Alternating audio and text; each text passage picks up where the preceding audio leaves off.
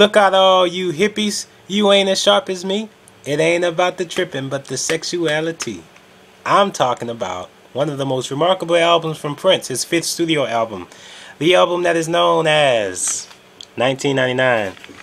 I have so many aspects that I want to deliver in this album. I already know I'm going to leave out some information, so you got to leave me some comments so that I know some more information about this remarkable album. 1999 is of course responsible for creating a large amount of attention to Prince. It's the album that came right before Purple Rain, and it's remarkably funky, and it's just one of the most classic albums from anyone. Prince was on another level when he created this masterpiece that is known as 1999. As I mentioned, there are so many aspects, so I'm going to try to deliver some of those aspects that you probably did not know already about 1999. First off, dealing with the songs, we have 1999, which is of course one of the most classic songs from Prince. 1999 has an interesting history with it. Prince I'm just thinking about it. Prince, he performed this song in 1982, of course, because this was released in October 1982. It's been 30 years since 1999 was released. And, of course, 1999 did not occur in 1992. He wanted you to party like it was 1999. He spoke of a world where people were going crazy because they thought the end of the world was going to be in 1999. Now, when 1999 came, Prince said that he would not perform 1999 anymore because there will be no sense of performing it because it has passed already. Well, since 2008, or maybe 2007, or even possibly 2006, he's been performing 1999, which I find very interesting since 1999 is over with.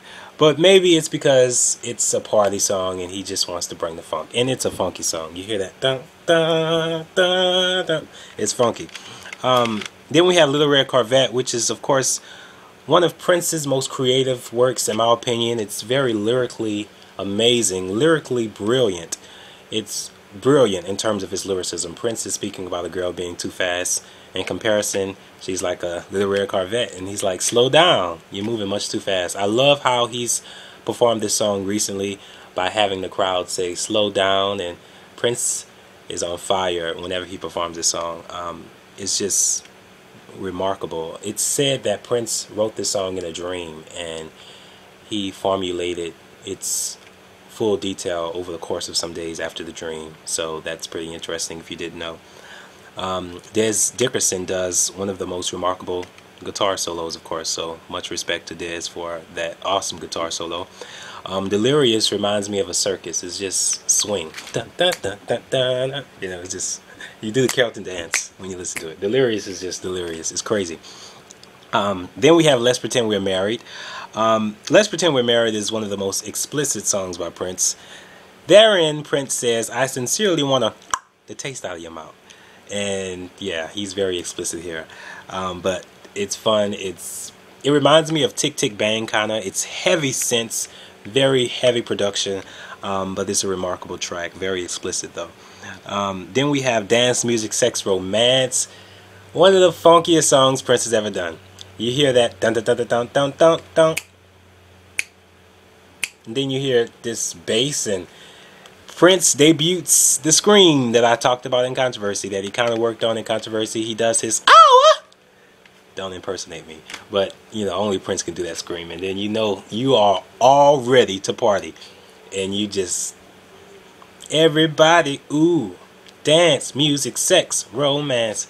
It's just funky, and I love how Prince name checks, you know, black people, white people, Puerto Rican, Japanese, you know, everybody. It's dance, music, sex, romance. I love how Prince performs this song. He's changed the lyrics a bit because he doesn't say it as forward as he did in 1982, because now when he performs this song, it's everybody get on the floor, tell me what you come here for. Girl, it ain't no use, you might as well get loose, work your body like you want some more. Before, it's like work your body like a whore. What the hell you come here for? But I don't know. I love the way Prince performs the song. Even though he revised the lyrics, it's still funky, and it's just a party jam. You just I can listen to it and just know what I'm in for. I love the ending of it on this CD where Prince is, I don't know if it's Jill Jones. She's like, "Oh my God, somebody help me!" It's just typical Prince. Somebody call the police. And then we have Automatic. Automatic is very funky. I love Automatic. That guitar is just soaring towards the end. Beautiful song. Very funky. AUT Automatic is just funky. Something in the Water Does Not Compute. Prince obviously was somewhere else when he created this song. It's just so weird, but that's what I love about it. It's one of my favorite songs from 1999. Owl City, I'm not sure if you're familiar with them, but they recently sampled that da-na-na-na-na-na in their song A Good Time, and you hear that. If you listen to Owl City, or if you're not sure of who they are, listen to Something in the Water Does Not Compute first, and then listen to Good Time by Owl City, and you'll hear that da-na-na-na-na-na. It's just unique in its sampling. I love Something in the Water Does Not Compute. Prince has recently brought that back into his set list. He's performed it in Australia recently with Cassandra O'Neill on the keyboard and him just singing vocally. He also performed it in Musicology during the Musicology tour on acoustic guitar, which is just funky. I just love Something in the Water Does Not Compute. It's just perfect. I love the song. Free is a ballad, of course. Free is an amazing ballad. He's performed it during a One Night Alone tour recently. It's amazing. I love Free. The guitar is beautiful towards the end. We have Lady Cab Driver, another one of my favorites. I can go so many places talking about this album. That's Lady Cab Driver is just perfectly crisp, and the drums, the guitar is just whoo. Lady Cab Driver, come and take me for a ride. And you know, him and Jill Jones go through this sex scene towards the middle of the song, and he's like, "This is for," you know, and he gets into this name checking of this is who this is for, and there's just typical Prince humor. I love it though. All the Critics Love You in New York, another experimental song that I find to be very underrated. I love how he's been performing this lately. You know, he changes it according to the city he's in. I'm gonna say it again. All the Critics Love You in Montreux is the perfect song. If you want to know what funk is, you got to check out All the Critics Love You in Montreux. Prince delivers in ways I never thought were imaginable. He just is, it's just too funky. The guitar is on fire. Renato is on fire on the keys. The drums, John Blackwell, they're just, All the Critics Love You in Montreux. Check that out. It's, whenever I listen to the All the Critics, I check out All the Critics Love You in Montreux, and I always find out some amazing things that I didn't catch the first time. International Lover is the other ballad. There are only two ballads on 1999. We have Free and International Lover. International Lover was originally written for, I believe, Morris Day. Prince decided to cover it, and it's an amazing song. Well, Prince decided to perform it because it is his song. It's not my favorite ballad. Some people rate it as one of their best. It's not personally my favorite, but it's still a good song. Prince takes the role as a captain, and he goes through that whole scenario. But 1999 is an amazing album. It's been 30 years since it's been released, and there's so much to devour when listening to it. It's a party album. If you want to party, you got to check it out. I love the cover. The cover itself is iconic. I mean, Prince, I believe, did it himself. You see his two eyes and the nines, and you also see a Prince once again with his weird sexual innuendos, and it's just perfectly done. I wish I had the LP, but I don't, unfortunately. I love the back cover as well, with the exception of Prince almost being half naked on the bed.